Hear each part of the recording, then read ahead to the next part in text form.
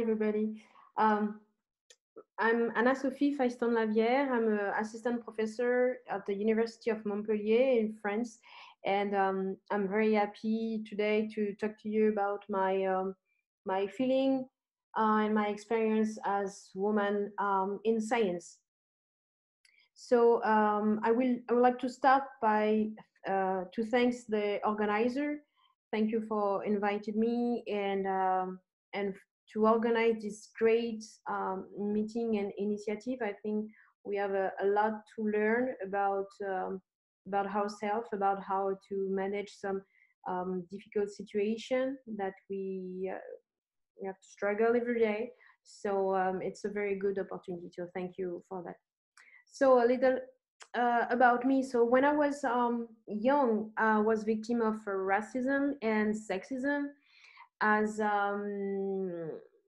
and for me, it was kind of something natural, so normal. So I was thinking it was normal, but after a few years, when I get older, I realized that that was not normal at all. And when I start to talk about that, the reaction around me was to say, you know what, racism doesn't exist. This is your imagination. So that was quite hard to hear.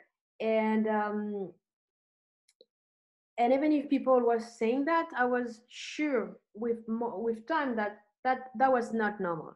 So so then I start to talk a little about that, and I realize also that even if I don't talk, uh, I will always get some typical sentences such as "This is not for you. You cannot afford that because I was a woman or because what else." So that was hard, and I say, okay, it's a I will manage that, and I will just live with that, but not be a victim anymore. And fortunately for me, I come from a healthy, gentle, and loving family. So I got all the support that I can get from my parents and my friends. And that helped me a lot to pursue my dream and just help me to be more confident and to know exactly what I want. And at this time, um, I decide to do what I want. So I say, okay, I want to do science, and this is exactly what I did, even if people tell me I cannot do that. So I did baccalaureate in science with a specialty of mathematics. Then I continue with biology and computer science classes in Paris, and a master and a PhD in genomics, still in Paris, Sorbonne in France. After that, I continue with a postdoc in population genomics at Stanford University. During all this time, I was like, oh, I'm lucky. I was lucky because I can do exactly what I want. And just to have a positive attitude, I think it's important to remind that luck doesn't exist. Okay, you make it happen, and I realize I make it happen because every time I for my study I work a lot. I went to talk to people and I meet people, and it's true that the people I met are just amazing, and I want to thank all of them for that. A long list, but it's true, you make it happen. So my life, it's mother, social life, it's sharing with a lot of things, researcher, as lecturer, head of a master school. I'm doing a lot of paperwork as a lot of you, and I can imagine. I'm also trying to be active in my community as vice president of the French Society of Bioinformatics. This is something very recent. So so I'm trying to manage and handle all of these different tasks that we have to do as a woman, but also as a assistant professor. So if I have to say a little more about researcher, we already hear about a lot of great talks, and we will continue to hear about a lot of great talks about the increase and persistence of gender gap. And this is true. A recent study from Yuan et al. 2020 show that even if the number of women in science will increase with time, unfortunately, this gender gap persists and will may increase with time. If we focus more specifically on in the biology, in discipline of biology, it's a reality that after the PhD ratio, male female ratio increase with career. So in PhD, it's only 1.2. The ratio is only 1.2, and after you can see that how this number double for the assistant professor, then continue to increase with associate professor, and it's just crazy for full professor. Because I'm a bioinformatician, I'm also communicating a lot and working a lot with people from computer science.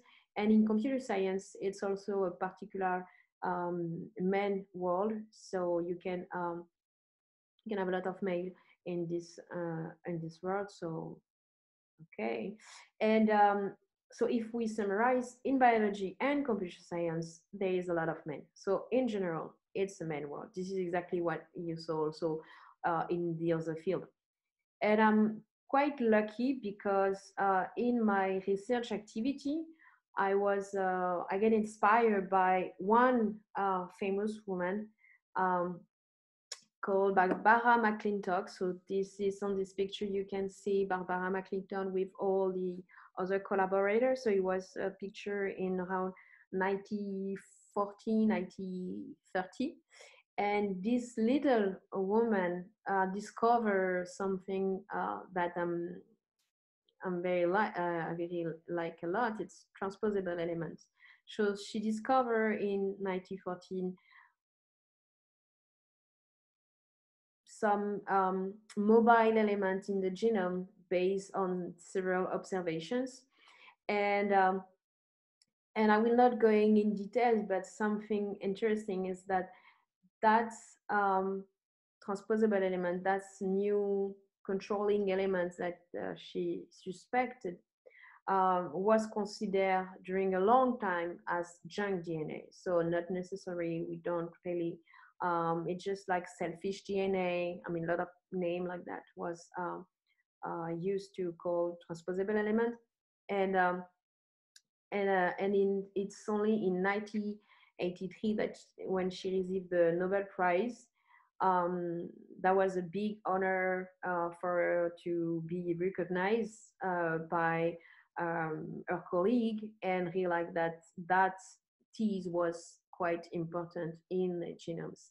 And the funny things right now is more with the new sequencing technology, new advance in technology, we can sequence a lot of species, non-model species. And when we estimate the number of the density of transposable elements, and if transposable elements are present or not, we realize that they are ubiquitous. So they are present in all organism sequences today, almost all of them. Sometimes if you don't detect them, maybe they are still there, but you have to be careful. You have to go more in details. And the very interesting things for me is such repeated elements of mobile element are playing an important role in the genome structure and evolution. This is why I'm here today, and I'm working on ecology and evolution of transposable elements. With my bioinformatics background, what I'm used to do is developing approaches and tools to investigate the dynamics of transposable elements. Okay, now as lecturer, I will say I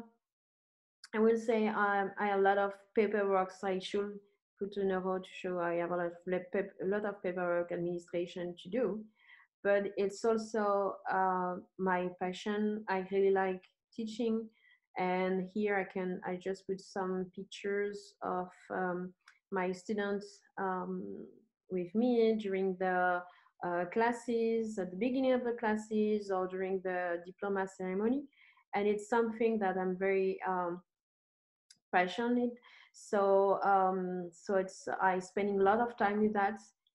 And if I have something to say as a woman is, as researcher, I don't feel any. I was lucky. I was lucky on the fact that I didn't feel with my collaborators some specific comments. But as a teacher, it's very and more difficult um, to be listening, to have some, to be considered as a man could be. So what I want to, if I have a take home message, and if you have to keep something in mind, and I want to talk to you about, is that we need definitively that things changes, and but for that it will take time. So we need to be patient. We need also to be realistic and stop trying changing others. So you cannot change people, but you have to start by changing your own attitude. I mean, I don't mean you change yourself, but change maybe the way to you will interact with the environment. So first, enjoy your environment. Don't be afraid to talk to people and express yourself. Avoid building wall around you. I mean, if you would like to apply for a new position, just go and go ahead, do it. Don't say, oh, I don't have the capability to do it. Just do it and communicate, because you are not also alone. And this is why I really want to thank the organizer of WISE events, because I think this is a very important first step. Not first, because I know a lot of people work a lot already on that, but it's a nice, very nice events in order to talk to what we are feeling, what we are living every day, and maybe find some solutions together. So enjoy the WISE, and thanks for listening.